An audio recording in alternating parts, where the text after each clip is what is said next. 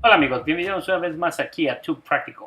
En este video hablaré de uno de mis temas más favoritos, que es la Santa Inquisición, y también les daré un tour en uno de los museos más interesantes de México, que es el Museo de la Tortura. Así que vamos a comenzar. La Santa Inquisición, una institución que fue creada por la Iglesia Católica y con su objetivo principal de salvar almas, pero que al último lo único que causó fue el dolor y la destrucción de muchas familias. Cuando pensamos en la Santa Inquisición, lo primero que se nos viene a la mente es tortura y corrupción, ya que en su tiempo la tortura fue usada como un método de extraer confesiones. Cientos de personas perecieron bajo la mano de la Santa Inquisición, incluyendo gente muy famosa como Galileo Galilei y Juana de Arco. Pero una de las cosas más importantes acerca de estos eventos es que si realmente sabemos la verdad sobre la Santa Inquisición y lo que pasó y por qué. Mucha de esta información no se conocía, ya que la mayoría de la información fue guardada y archivada por el Vaticano. En el año de 1998, el Papa Juan Pablo II convocó que se iniciaría un tribunal especial compuesto por académicos y historiadores que examinarían esta etapa oscura de la Santa Inquisición. El propósito de esto era para realmente investigar y saber si la Iglesia Católica tenía algún tipo de responsabilidad sobre esos eventos y si era necesario que la Iglesia pidiera disculpas a la humanidad.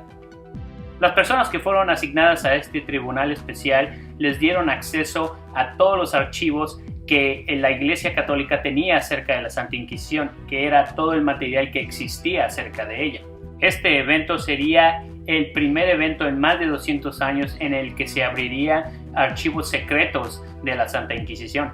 Lo primero que debemos de entender es de que no existió solamente una única Inquisición, sino fue varias instituciones independientes creadas en España, Portugal e Italia.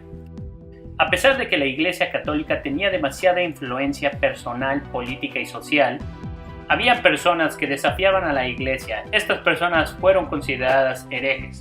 La palabra hereje viene del latín, que significa elección. Y a pesar de que la Iglesia Católica impuso leyes y castigos severos para aquellos que fueran clasificados como herejes, no causó el efecto que la Iglesia Católica quería que tuviera. Los primeros herejes y los más populares que existieron en su tiempo fueron los valdenses. Este grupo, a pesar que estaba en contra de la Iglesia Católica, no dejaba de creer en Dios. Al contrario, seguían la palabra del Señor basada en la Biblia letra por letra, algo que la Iglesia Católica no hacía. Otro grupo muy conocido que fue un poco más extremista fueron los cátaros. Y en el año de 1208, los cátaros conspiraron para asesinar a un representante papal. Esto ocasionó que el Papa Inocencio III convocara una cruzada en contra de los herejes, incluyendo a los cátaros. La cruzada que se hizo en contra de los cátaros fue legendaria, especialmente por el horror de las atrocidades que se hicieron en contra de ellos. Los cátaros no eran tan difíciles de encontrar en aquel entonces, ya que ellos tenían atuendos muy fáciles de reconocer. Y los cátaros no tenían miedo de esconderse, que en aquel entonces era más fácil para ellos poder ser localizados. Pero después de muchos años de haber sido perseguidos y cazados, los cátaros empezaron a esconderse. Otro problema que Inocencio III también empezó a analizar era el hecho de que estaba matando también a sus futuros creyentes, que eso era un problema también para la iglesia. En su momento, Inocencio III creía que al matar a una hereje estaba creando a un servidor para el diablo. Esto era un problema para la Iglesia Católica.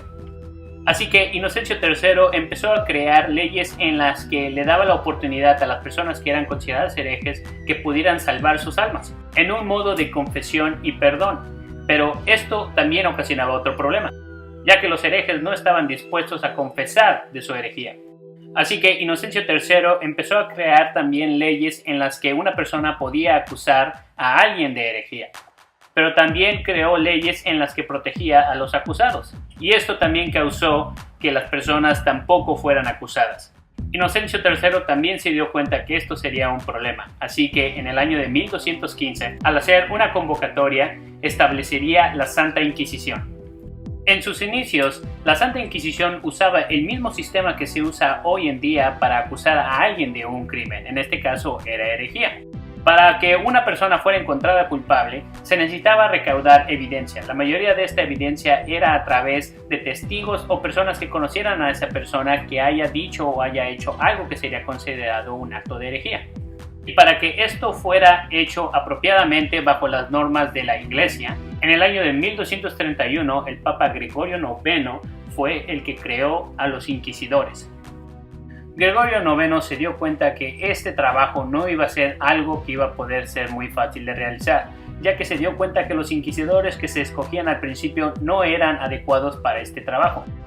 La mayoría de ellos eran entusiastas, fanáticos y radicales, que hacían muchas de estas cosas ilegales y torpes. Y después de muchos años de violencia y asesinatos sin justificación, el Papa Gregorio IX finalmente encontró la solución a sus problemas. La Orden de los Dominicanos, creados por Santo Domingo, fue una de las mejores órdenes que pudo haber encontrado para este trabajo. Era un grupo de monjes que, a pesar de ser muy educados, también eran muy conocidos y sabios en la teología. Los dominicanos eran mandados a los pueblos a predicar y también en la búsqueda de herejes. Cuando un dominicano llegaba a un pueblo, establecía lo que se le llamaba el periodo de gracia. Este periodo le daba la oportunidad a aquella persona que fuera hereje de poder confesarse y de ser perdonado. Si alguien se confesaba después de que el periodo de gracia hubiese terminado, la credibilidad de esa persona disminuía, ya que ya no se creía que esa persona estaba siendo sincera. Al principio, cuando una persona era acusada de herejía, usualmente lo primero que se le hacía era encarcelarlo por un periodo de tiempo. Esto la mayoría de las veces funcionaba.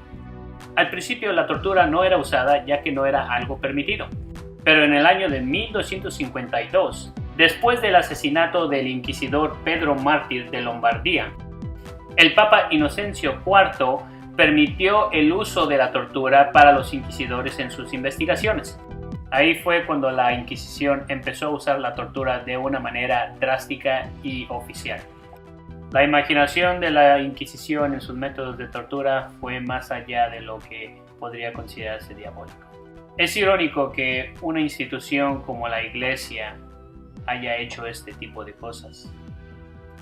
Los actos tan infames y tan crueles que la Santa Inquisición hizo llegaron a durar casi 600 años.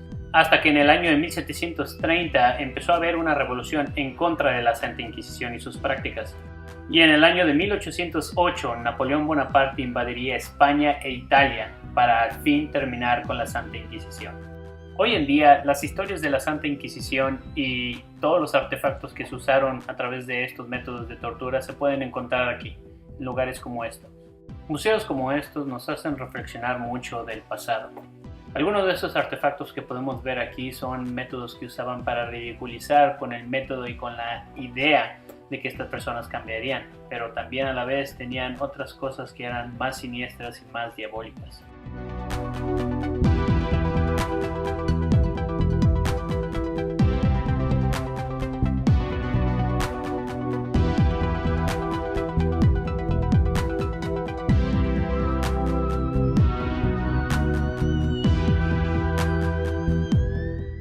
Hay una frase que muchas veces he escuchado en la que dicen que aquellos que se olvidan del pasado son más abiertos a repetirlo.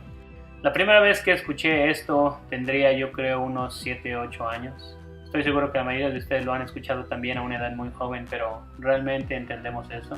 ¿Realmente podemos decir que entendemos eso que nos dicen nuestros ancestros? La historia se puede repetir si no tenemos cuidado. La historia nos habla de muchas cosas que se hicieron en nombre de una creencia que creíamos en aquel entonces que era correcta. Y todavía hoy en día se sigue haciendo. Tal vez no en el aspecto religioso, pero sí en el aspecto de idealismos. Siempre habrá señales, siempre habrá cosas que nos harán cuestionar el verdadero motivo de todo esto. Tenemos que ser conscientes y tenemos que pensar siempre en eso. Eso es lo más importante. Tenemos que entender y razonar lo que está sucediendo. Nosotros los humanos somos criaturas que somos capaces de hacer grandes cosas, pero a la vez también somos capaces de hacer cosas terribles. La educación y estar conscientes de eso nos hace poder prevenir que la historia se repita.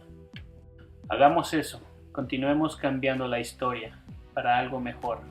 Les agradezco mucho por haber visto este video. Y ya lo saben, amigos, si el video les gustó, por favor denme un pulgar arriba y suscríbanse a mi canal. También estén en contacto conmigo en mis redes sociales dándole like en Twitter, Facebook e Instagram si quieren estar en contacto conmigo.